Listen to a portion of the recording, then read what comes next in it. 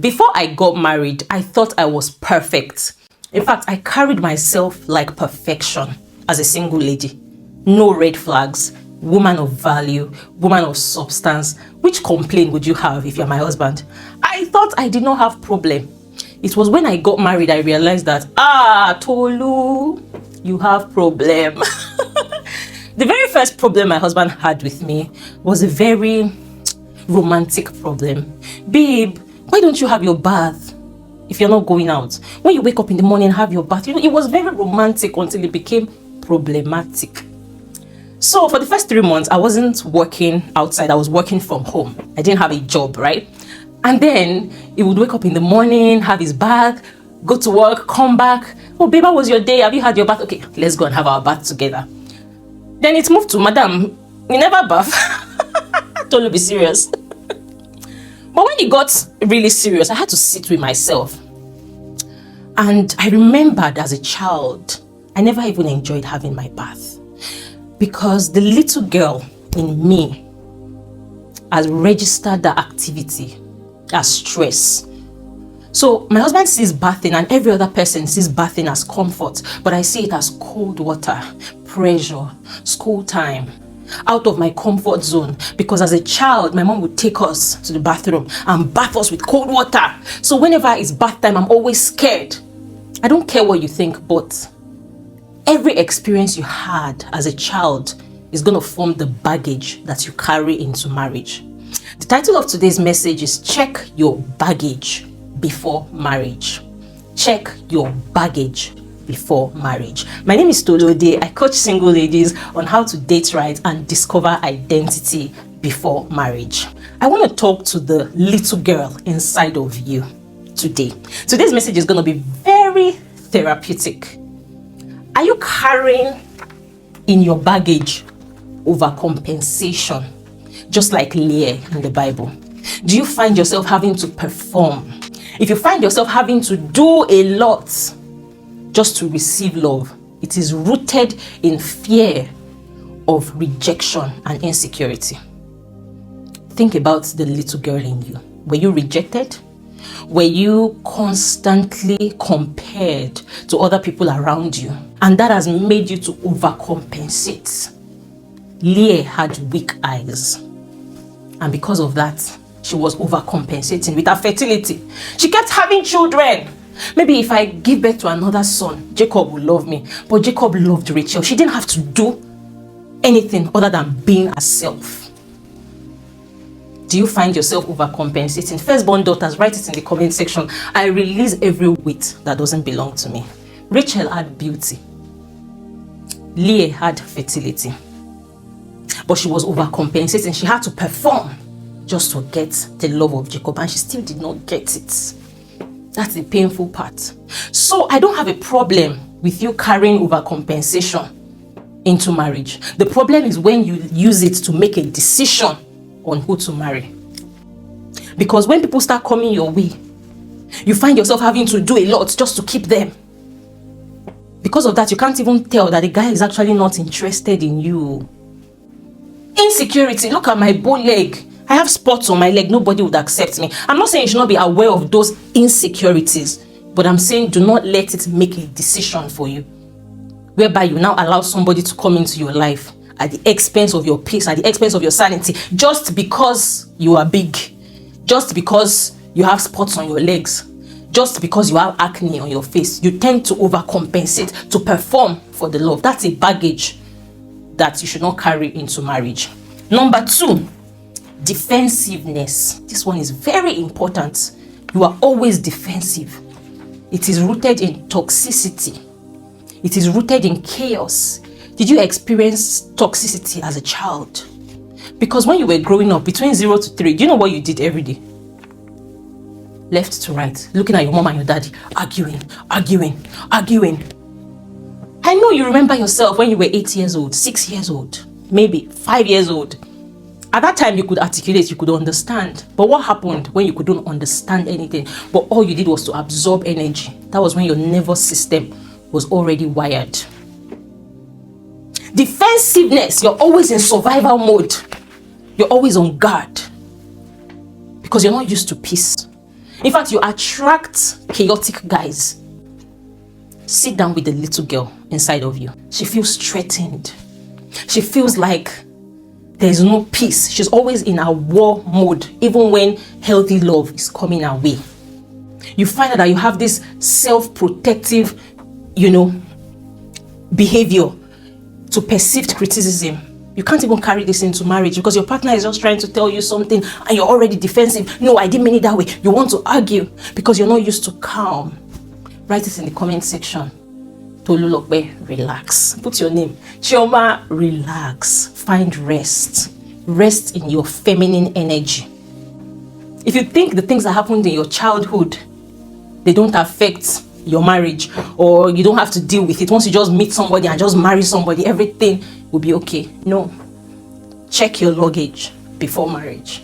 Number 3, hyper independence. You find it hard to rely on people, even loved ones. It can sound like something good because you're a control freak. You like to control outcomes like me, but it's not good because when you carry this baggage to marriage, it can build resentment for your partner. So if you have hyper independence, you see that little girl inside of you is reacting to something that is rooted in disappointment, early advancement. You grew up as a fatherless child, for example. You watched your mother struggle. You had to be the mother to your siblings at an early age. You watched your father's family treat her in a bad way. You will be so independent. It's good to be independent, don't get me wrong, but hyper independence is something you don't need. Even in a man, I'm speaking to ladies right now, but even when men have these things, a man that is hyper independent, he will not even see your help. He won't see you as a helpmate. He won't listen to you. It feels like he can figure out everything on his own. One day, my husband told me something. Vulnerability is the price of support. Vulnerability is the price. When you see a baby that is vulnerable, carry me. Why do you want to carry that baby? Because the baby appears vulnerable. The baby does not appear like a threat. As a woman, make sure you're not hyper independent. If not, you will be exhausted. I always say men have execution energy. You see me as I am, I'm not exhausted though. I just want to be glowing in pink and white. Seriously, I'm not one of those women that will suffer. Oh, when they want to remember me, she suffered for her husband and her children. I'm not suffering. I will sacrifice, but I will not suffer. Write it in the comment section. I will sacrifice, but I will not suffer. Sacrifice over suffering. This generation of women, we are not suffering. Yes, we've been called to sacrifice. Marriage is sacrifice. Motherhood is sacrifice, but we will not suffer. Okay? So that's hyper independence. It's rooted in something. It's rooted in constant disappointment. It was not your fault. It's the little girl in you. Okay? So I'm making you aware of these things. Oversharing. Oversharing. Someone should write this in the comment section. Everyone is not your audience. I don't say you should not share, but oversharing. The little girl in you was not listened to. This one is rooted in emotional unavailability, dismissal. They dismissed your feelings so much as a child. You had nobody to talk to. So you always give so much information. You justify every decision, every action, every hairstyle you do. You will explain and explain, giving away your energy. My sister, you show people your wounds, where you're hurting, and they can pour salt.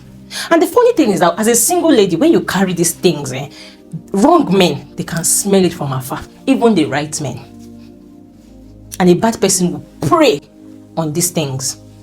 Check that little girl within you.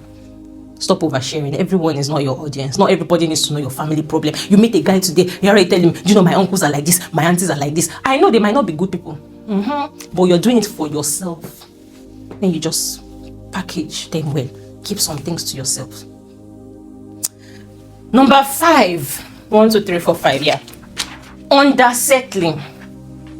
Undersettling. Settling for less. Rooted in lack of validation. Nobody validated you. Nobody told you what you need to hear to build your self-esteem. May we be good parents.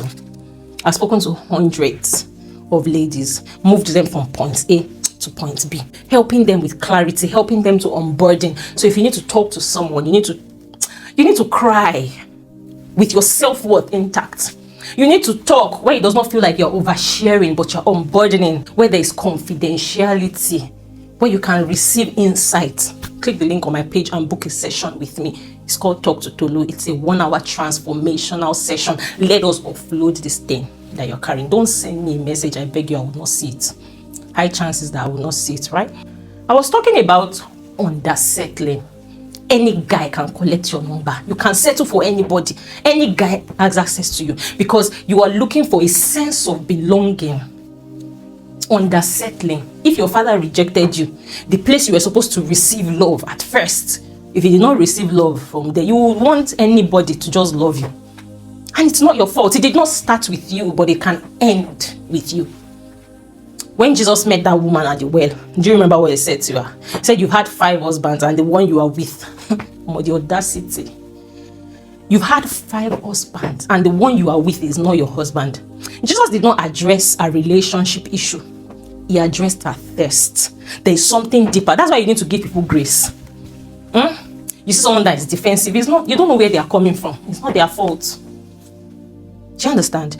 Now, know what you are carrying in your luggage so you can make the right decisions. I said it did not start with you, but it can end with you. So you don't have a personality problem. You have a pattern problem. You have a programming problem. Yeah. And I always say you don't marry who you want. You marry who you are. So who you are is who you attract. For example, as a child, I did not like to do laundry with my hand. As a firstborn daughter, on Saturday we bring out all our clothes, our uniform, especially the dirty socks, and I'll have to wash them. So growing up as an adult, right, it's until I became an adult that I had to talk to the little girl in me. The things I enjoy doing, the things I do not enjoy doing, I could trace it to childhood. So I always tell myself, I can never marry a man that I'll have to and wash his clothes. I can't even remember the last time I did laundry as an adult. Yeah. When I was single, my husband used to come to my house. He had a washing machine. I did not have. He would come and pack all my clothes, help me to wash them, all my sneakers. I'm like, oh my God. Can you see? This sounds like a simple issue, but can you see how your childhood, your wiring makes the choices? So you're not really marrying who you want. You're marrying who you are. That thing that is in you attracts certain kind of people to you. Don't worry about me. I have my bath regularly now. In my household, bathing is a beautiful experience. So if you get married to my sons or my daughters, if you're my in-law watching me, you will not have to deal with this baggage, like asking why you don't have your bath. No. Bathing time is fun time. Do you understand? Because I understood what the little girl in me was saying. I understood the baggage that I've been carrying. Don't carry any heavy baggage into marriage. You need to hit the ground running. But when the weight is too heavy, when you have so many issues, you carry from one relationship to another. You say, is something wrong with me? Why do I attract this kind of people? That woman had 5 husbands. Jesus Christ had to address something inside her. She was the first broadcaster of the fact that she had, Messiah was in their town. She went to announce to everybody. What does that tell you? Her fulfillment was tied to her identity, not her relationship status. What do we always say? You are called for more, you're not called to marry. So fix yourself. Fix your inner child. You need to see yourself the way God sees you. I know you've been constantly compared as a child. They've had to shut you up. Your father did not accept you. Whatever your case may be, take it to the feet of Jesus. Or there are practical ways, to deal with these things. And that's where you have to book a session with me. I would help you. I'll take you just like I've taken other people into light, into illumination, into seeing yourself as worthy of love, as worthy of acceptance. If you watch up until this point, write it in the comment section. I attract healthy love without stress. Oh, love is sweet though. Love is beautiful when it is healthy. I attract healthy love. This is not for everyone. For those of you that watched up until this point, I Tolulope Ode, put your name. I attract healthy love without stress. The one that will not require for me to become another person, but the one that will allow me to rest and be a better version of myself and bring out the best in me. I attract healthy love without stress. Thank you so much for watching today's Sunday message. I'll see you in my next one, Sunday at 1 p.m. God bless you.